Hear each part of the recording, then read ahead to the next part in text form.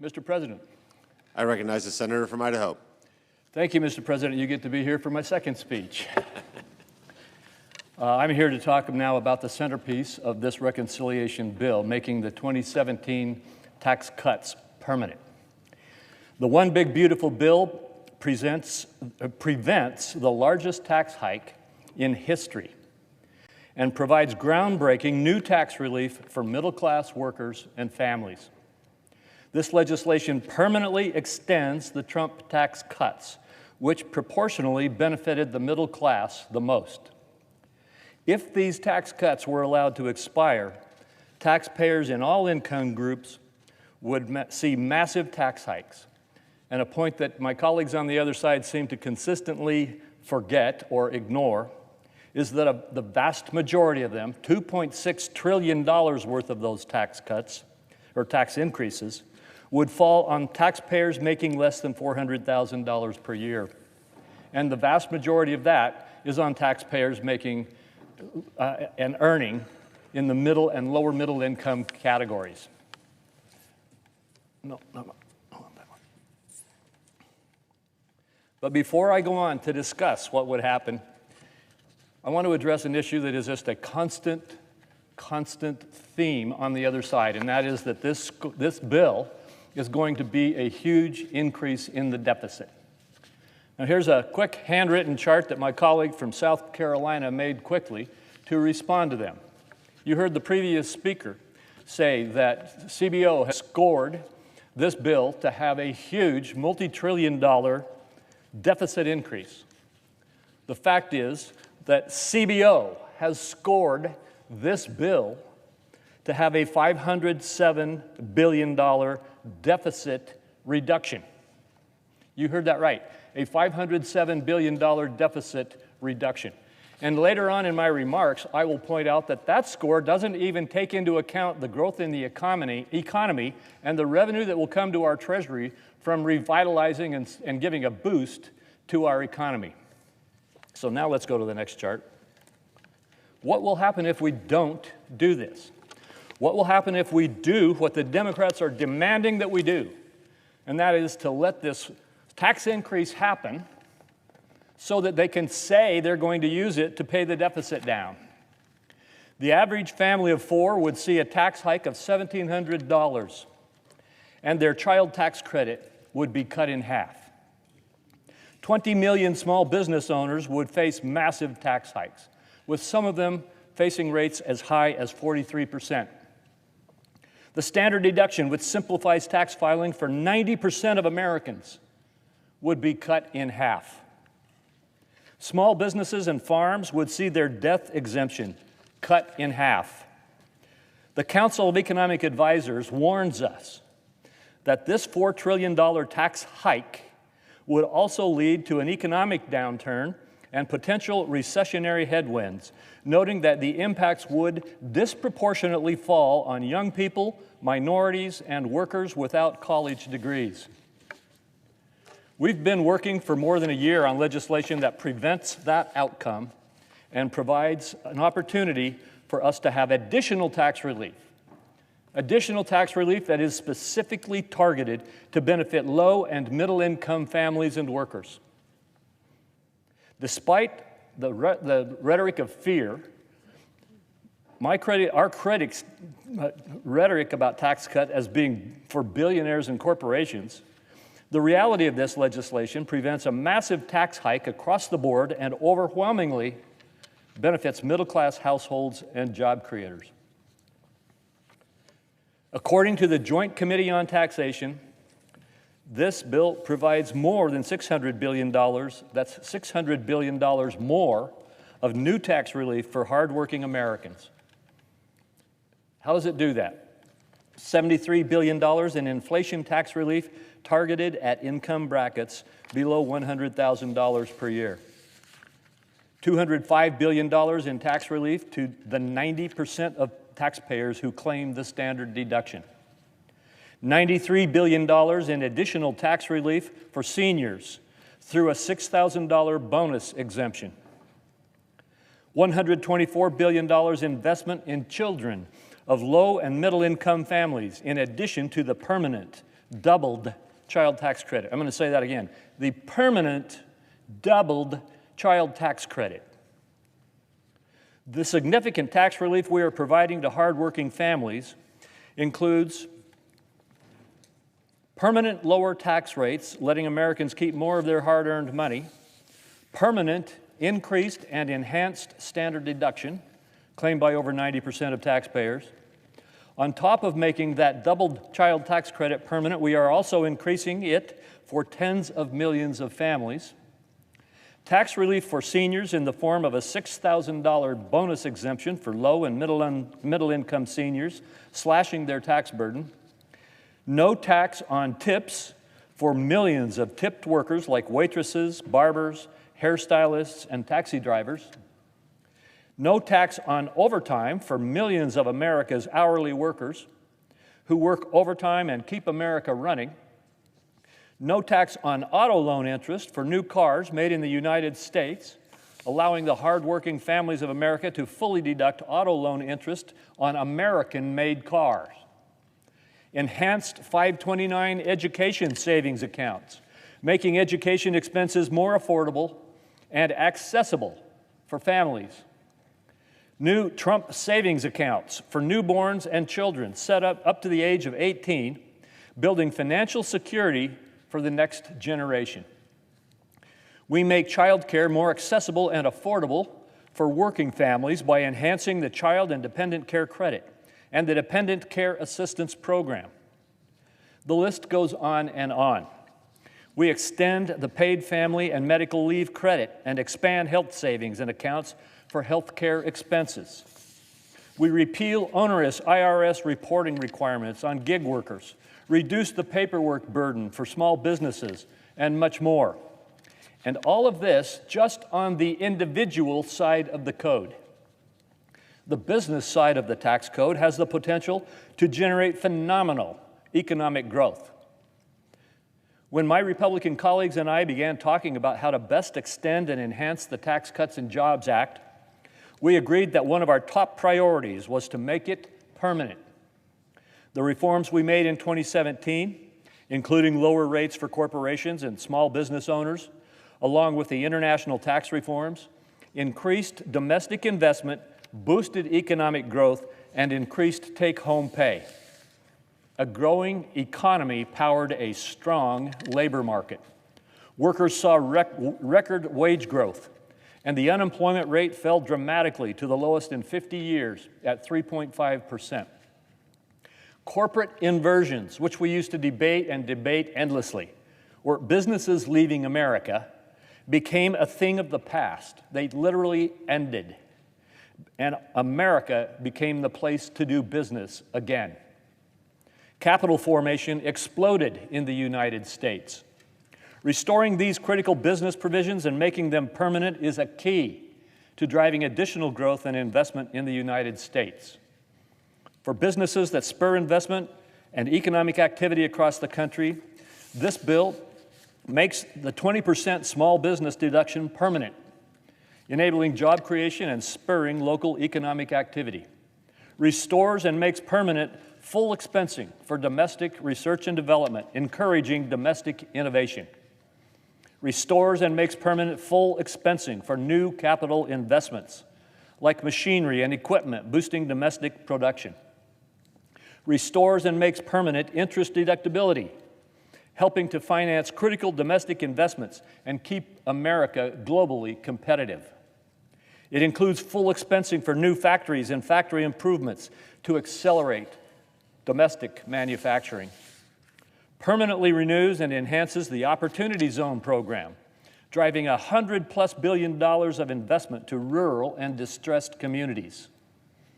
According to the Tax Foundation, permanence for the bill's 4 cost recovery provisions I've just reviewed would more than double the long-run economic effect.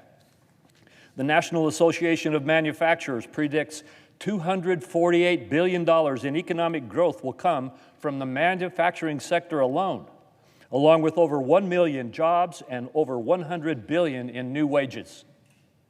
The National Federation of Independent Businesses says that making the small business deduction permanent will create 1.2 million jobs over 10 years, growing to 2.4 million jobs in the long run. That growth also means more federal revenue created right along the way.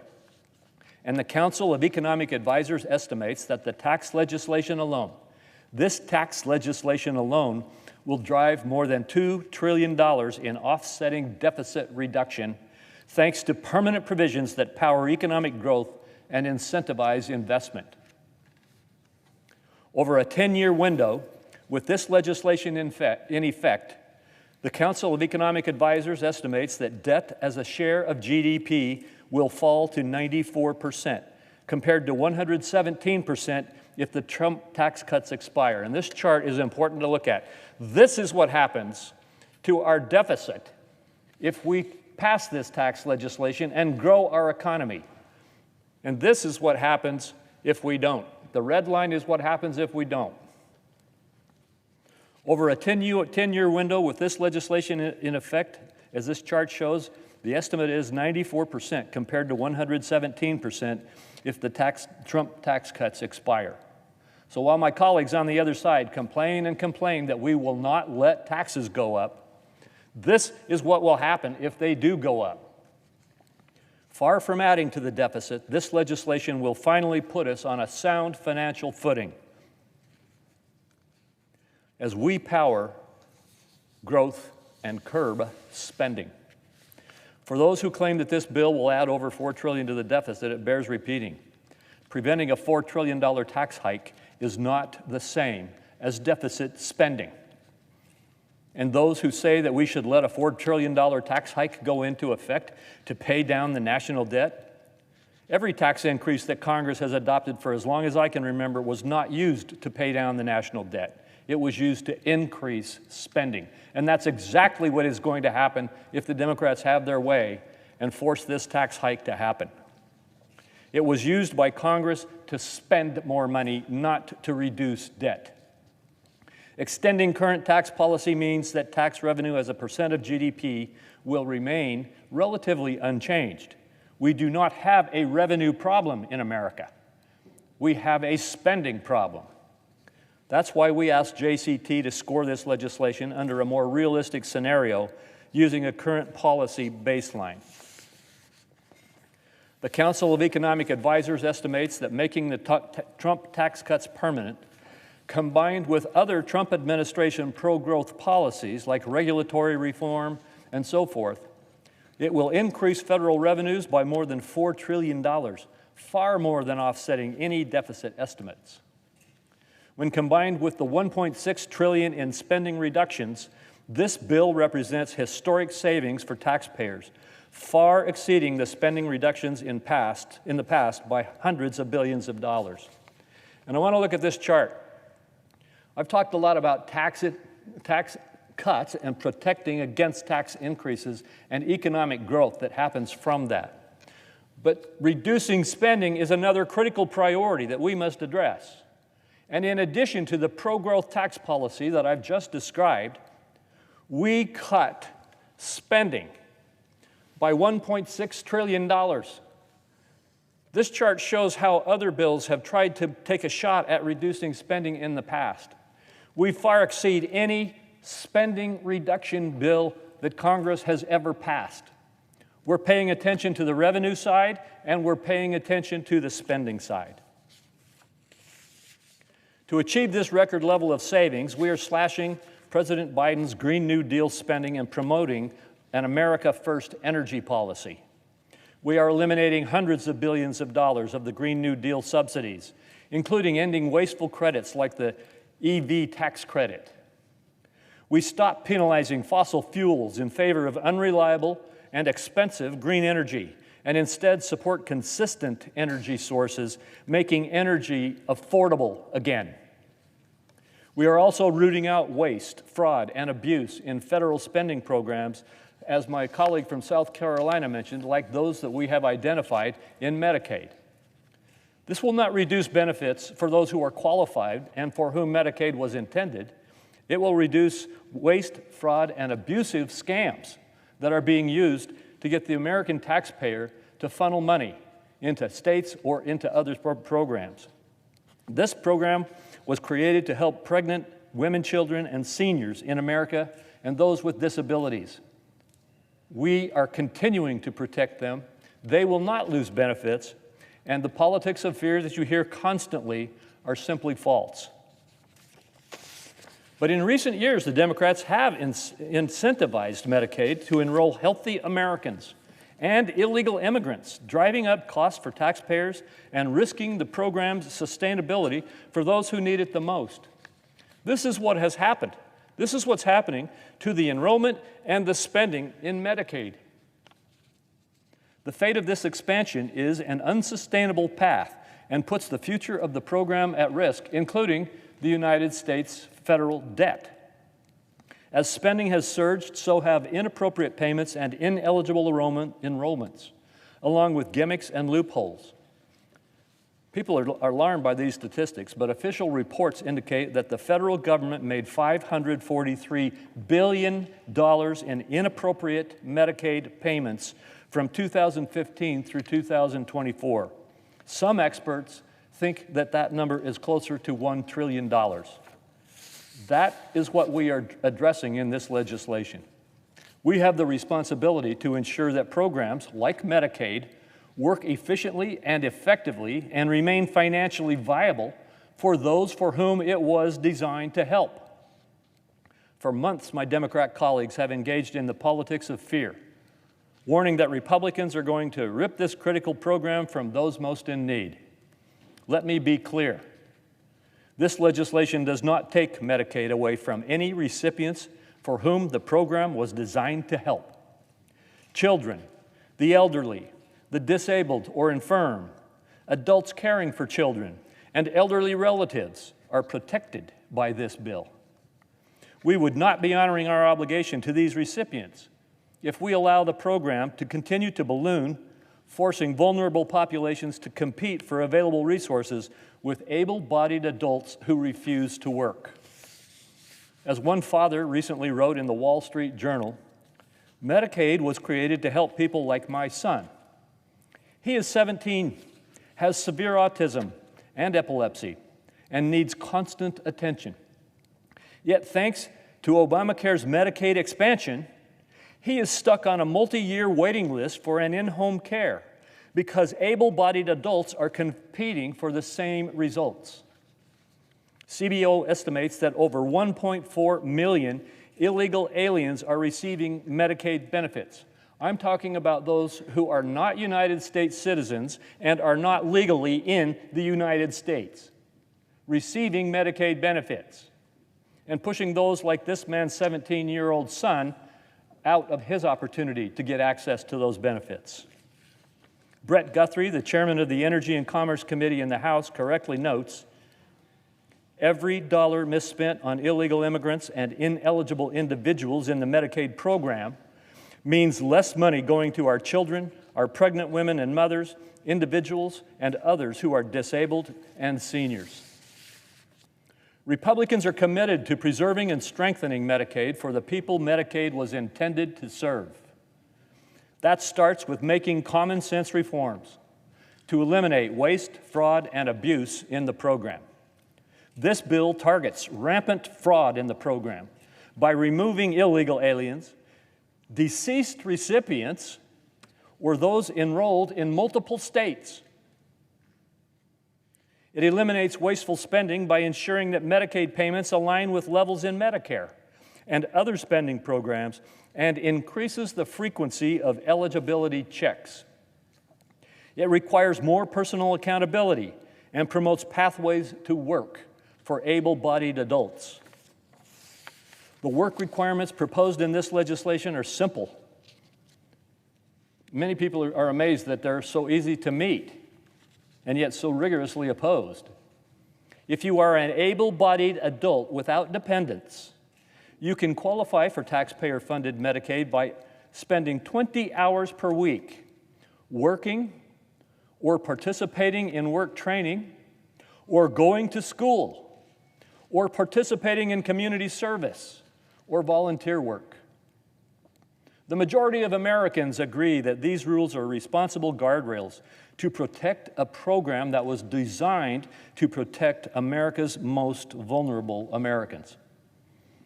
The bill also corrects abusive practices by freezing and reducing provider taxes, a financial gimmick used by states to increase federal spending that they receive.